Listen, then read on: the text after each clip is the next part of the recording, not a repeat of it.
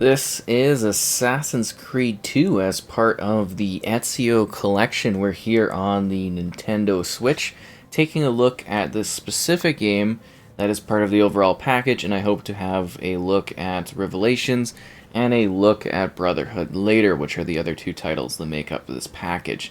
There is also some bonus film-like things that are included, and we actually do get to have the magic of, well, I guess you would say, the entirety of these games, because all of the DLC and everything has been included for this Switch release. So you kind of download the main game, and then it gives you options to download the other games, this being the main game right here, Assassin's Creed 2. So what are we getting on the Switch? Well, it looks like it is 1080 or sub 1080. There's definitely some jagged lines here or there, especially on the big screen. But you know what? It doesn't look too bad for what this particular game provided. I mean, it definitely has aged a little bit over the years, that's for sure, but it's still a great and mighty experience, and definitely one that is quite a lot of fun, with some nice levels of authenticity to it, as you get to enjoy characters that really are set within this specific time period, which is quite cool. And yeah, it's generally a really good entry within the Assassin's Creed franchise. I quite loved it, and I know many others do too. A lot of people actually consider this to be the definitive, well, Assassin's Creed game. So you're also getting 30 FPS here, which, you know, is kind of slow, but yeah, it's kind of on pace with what the rest of the collection had when it released, you know, so many years ago. 30 FPS was just kind of what was there, so on the Switch it kind of makes sense that it is a very similar situation for this experience. And wow, did I forget how long it actually takes to get through that opening segment of this one. So, you know, it's always great to like the video, and subscribing is great as well, but yeah, let's dive forward. It's got a very, like, it teaches you everything. They very much hold your hand in this one. But yeah, I kind of forgot how, like, slow of an opening this one has, because I wanted to get to the point where you're at least wearing, like, the outfit and everything to begin talking about this one.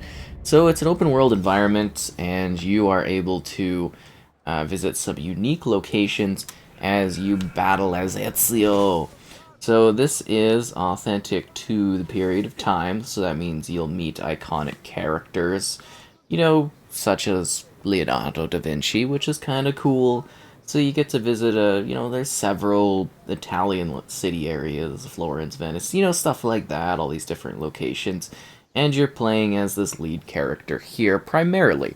There is also a future component which follows Desmond's story, or, well, continues it. And the future elements are things that people typically don't like within the Assassin's Creed series, so just keep that in mind. We're going to see if we can get some, like, little different quests going on. So there's a lot of activities you could do. There's feathers you can collect, lots of feathers. Those are fun. And then there's lots of little different side activities and missions that you can take part in as you explore and take in this large-scale open-world environment. I mean, it's not as big as the Assassin's Creed games have gotten, but it's a pretty big one that's decently dense with a lot of things you can do in it. And I think that is quite interesting and a perfect fit for the Switch, because you can easily take this on the go. Now, you will likely at times, depending on the scenario, notice some, like, pop-in some of the environments, but for the most part it does actually seem to run, you know, quite well and handle things well. So I'm sure you won't be too disappointed by the experience, and you'll actually find this to be a good way to enjoy Assassin's Creed 2. Because again, if you've never played this, you definitely are missing out. And it can be played as a standalone. Don't think that you have to play Assassin's Creed 1 to jump into this one. This is kind of its own little story. That's why this is like the Ezio, you know, trilogy, if that makes sense. Like, this is Ezio's story. So you might find that to be kind of intriguing if you were wanting to get an idea of, you know, kind of what this character has to offer. And Ezio is a very, very well-loved character. He's got a very interesting story, and there's a nice sense of, like, maturity between the different games. You see that, like, continued on with the, you know, the further entries and stuff like that. He's just squirming and talking. But anyways, the character models haven't, like, when you're running around, the character models are pretty good. But when you're, like, watching cinematic stuff, that hasn't aged, like, the best, but I mean, it's still that authentic experience, and it does look pretty sharp, and it looks pretty cool, and the Assassin's Creed gear is kind of nice, you know. It does look quite sharp still, and it's got that style to it. I want to loot this box. Give me the items. I got some Florence, nice. So yeah, you kind of see an authentic look at this era. It seems to have pretty good crowd density in regards to the characters that are wandering around, and with the different activities that you can kind of take part in as you go about exploring and seeing what the world has to offer. So again, you dive in and out of the historic elements of it, moving into the, I guess you would say, the future, or, well, at the time, it was the, you know, the modern era, at the time. You see a pretty good draw distance, but very obviously low res way out there, because you're not seeing too much of it. But you know, at the time, that was like the present almost, or a little bit of the future. But I'm pretty sure we've actually caught up, if I'm not mistaken, and past the future plot of Assassin's Creed. But I think they also keep updating it with like Valhalla and stuff. I know that's not, you know, exactly info that's helpful in this particular review, but I thought I might as well just give some context there to some of the elements of this one, just so you get an idea of where this takes place. Because this game, you know, it's been around for a very, very long time. Like Assassin's Creed 2 was like from a couple generations ago. So it's nice to see it arrive here on the Switch and be something, you know, that I think people can enjoy gameplay-wise, find value in. I was kind of hoping to fight some actual guards that are armed. These guys were pretty easy to take out. We're just going to grab some Eagle stuff. But I mostly wanted to show off, you know, kind of moving through the crowds, giving you a sense of the environment. Because for some people, this is going to be a revisit, right?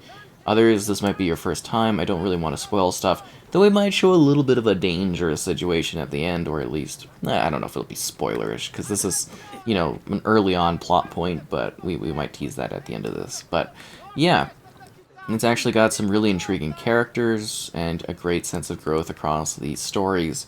This is, of course, just a video focused on, you know, our lead here, but I think you can... Why are you jumping down? Sometimes, you know, the free running works really well, and sometimes you're just like, oh, this is agony. But yeah, I think there's a lot of value. Why do you keep doing that as a launch post? You're gonna, like, kill yourself. I think there's a lot of value in what this game has to offer. Lots of different activities that you can take part in, crazy missions you can have, lots of side activities, secrets to find, chests to gather, items to collect, wild things to do, improvements to be made. And keep in mind that this is also, you know, kind of an earlier point in regards to some of the mechanics.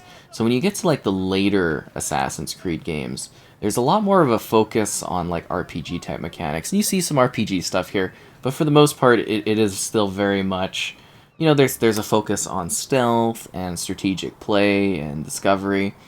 But yeah, it all seems to run, you know, hitting that 30 FPS target, hitting that frame rate. It seems to all be smooth from what I've, you know, done running around the town and whatnot and seeing some of the open world stuff. It's just, it's fairly jagged. So if you're playing this on the big screen, you know, it's not going to be like the smoothest of experiences, just in regards, well, that's not the best way to say it. It's not going to be the prettiest of things, but when you're on the go and stuff like that, it's going to look pretty good, you know, on that smaller screen. When it's undocked, it's going to look pretty nice. And when you are on the big screen, you know, it's not too bad either. It really, it doesn't stick out like a sore thumb like some, you know, experiences might on the Switch that you've played elsewhere.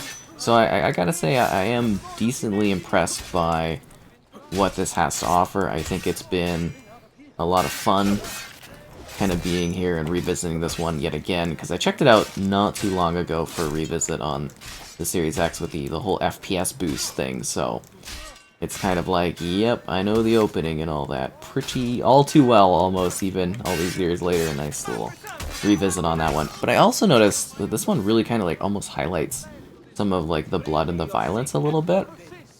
And I find that to be intriguing. Because, you know, it definitely showcases a very, you know, brutal side of this, where it's like almost a highlighted concept. But no, you can spend countless hours sitting here, blending into the environment, which you get taught to you by that group of lovely women. It's just kind of wild how much time has passed and how many later entries we've had in this franchise since this one. It's just kind of absolutely nuts to think about. And then when you do get to the later ones, there's like the sense of scale gets a little bit bigger too with some of the cityscapes. I should also mention there is like a Ubisoft Connect aspect, so you can log into that if you're familiar with what that is for your Ubisoft account. I don't know if there's like a reward stuff attached to it, but I thought I would mention it because it was like I had to like sign in before I started playing the game, and I thought that was an intriguing thing that I should mention. But yeah, no, it all seems to hold up quite well. I think for the most part, a lot of people would really enjoy the journey that Ezio goes on as he, tries to honor family and deal with the problems that have, you know, awakened in his life. One day he's sitting there on the streets like roughhousing with some local people, and the next he's thrown into this like order that he has to deal with, and he has to make his own decisions, and it is kind of a big change up. It's quite neat to see that happen in this one, and again it becomes even deeper as the different story bits go off. I think they did a really good job there of presenting this character's growth across those games. It's really quite neat. But even this one, you see like a huge maturity increase, and you have fun going from that, carefree kind of guy that obviously cares about his family to someone that's like, wow, okay, there's all this, I'm way over my head in this scenario. And if you're not familiar with the core concept of the Creed games, you're kind of that future angle with Desmond. You're diving into the past to like live the lives of your ancestors.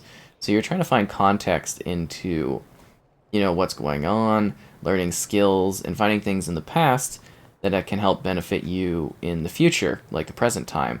Because there's this big ongoing war between the assassins and the Templars, and it's a long, like, again, if you're coming in here fresh to Assassin's Creed, it is a long kind of, I don't know if cumbersome is the word to go, but there's a lot to this. Like, there's a huge running story thing, and the future stuff gets more or less forgotten over time, but it is kind of still, something to mention because it does, factor into this game a lot more. And then that continues with like later Creed games, the whole future and past thing. This one, a lot of people also mention probably that the weaker parts are the future stuff. I think I kind of went over that. But it's just something that's always entertaining to kind of be like, yeah, this is what most people share, is they're like, yeah, I don't like that kind of future element of it. I'm trying to get to this high point so we can really show off the city area. And I think it's kind of working. Yeah, I think we gotta... I don't know if we can actually get to the outside from this spot. Maybe. It's been a while since I've done this building scale. See, this game's got a really impressive sort of, like... Why would you jump like that, Ezio? It's got a really impressive sense of, like, parkour and climbing and reaching new places. I'm trying to do the synchronization, and it's not... I don't know if I can actually get up from here or not. Oh, no, I can. Okay, that's good. It'd be funny if I, like, just totally fell off. But you can see, like, obviously it's not as detailed in the backdrop, but you do still get, like, an impressive draw distance. Are those mountains actually, like, 2D, now that I'm really looking at it? That's intriguing. But yeah, it makes you feel kind of like you're in a big place. But, like, look at this. Like, you can go to these different places, and it's like a pretty big open world, right? And it all seems to load decently well on the Switch as well, which is nice. It doesn't take too long to get into sequences. It all seems to handle pretty well. I think I'm decently impressed by this particular release of the game. I don't really have, too many complaints about it. I think they did a great job. Whoa, whoa, whoa, whoa, whoa, whoa, whoa. We want to do the big jump. Beautiful, am I right? So we are going to dive into a little bit of the story portion here, an early cinematic. So if you are, wondering about spoilers, you can dive out at this point. If you want to see what cutscenes and stuff look like, let's dive in here, because I feel like we have to show, this big scenario here. This is a big moment within the game for this character. It doesn't really like matter in the long-term scale of things, but it does sort of set the state for like where a lot of the conflict is going in. And I think this is, an hour or so, at least an hour or so into gameplay for this one, the whole judgment sequence. You and your accomplices stand accused of the crime of treason. Have you any evidence to counter this charge? Yes, the documents that were delivered to you last night. I'm afraid I know nothing of these documents. He's lying! Need to get closer. In the absence of any compelling evidence to the contrary, I am bound to pronounce you guilty. You and your collaborators are hereby sentenced to death. Father! There! Grab the boy! He's one of them! I'll kill you for what you've done! Guards! Arrest him! So obviously things are getting real now. You know, he's mad. His family's been taken away, and things are not looking too good. Better run, boy. And fast. Take him down! So we've lost our sword, and now we've got to run. And run fast. So this is a big thing where it's like, oh, we have to evade these guys and escape. And that is a lot of the game too, is actually like, you know, kind of making getaways using that stealth. That's what we were talking about. The stealth elements where it's like, oh, we got to evade enemies. But yeah, these guards are like relentless. They don't like me. What are you doing, man? What? What is this? No, you just... Oh, okay. No, don't go down. Oh, nope. They're literally gonna know where you are because of these actions. And then you can go hide in some, like, bushes and stuff. There's a whole, like, mechanic thing to this, like, making hiding choices. Woo! I love the swinging. That's, like, actually might be my favorite parkour thing in the Assassin's Creed, is when you do, like, little swings, if that makes sense. It's always entertaining. I wonder if I can, like... I don't know if they'll notice me. And then you can do like a contextual camera angle. And it's like, oh, you could see around despite being hidden in the bush. Oh, get back in the bush. But it's a pretty cool game. It can be a lot of fun. It gets more interesting as you continue to improve on yourself and make it further in the story. And it's just, again, it really hits that like Assassin's angle quite well. Memory synced. So I think that's sequence 1, and then that's going to kick us into like the future element. I'm notorious. Cards are on high alert. Oh no. What will we do? And then these infamous loading screens. But again, it's not too bad. Like, it's not as fast as like some of the modern consoles, obviously, but it's pretty quick to get between spots. I'm decently impressed by what the Switch has got going on there. So I'd say this is like a pretty good port of this game. You know, all things considered, and for what the Switch can handle, I think they actually did a pretty good job on this one, you know? I've discovered right across Renaissance Italy. Now, I'm fairly happy with it, and I think a lot of other people will be too.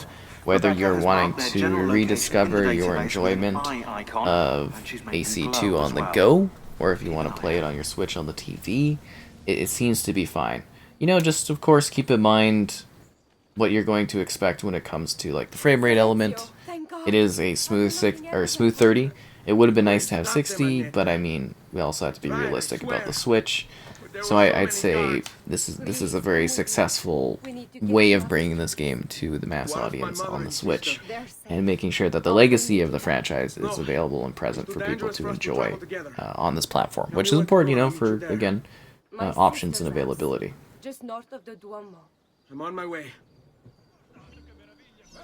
So now things are a little bit more dangerous. You might notice that the time of day has shifted a little bit.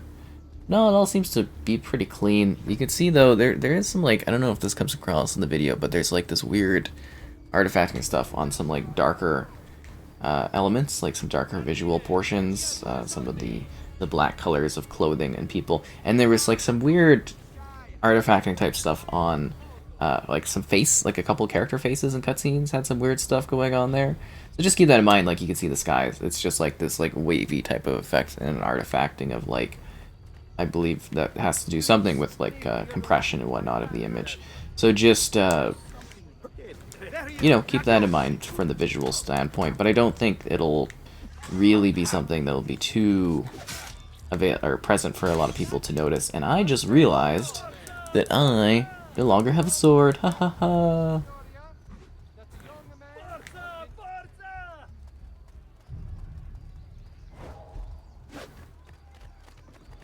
upon the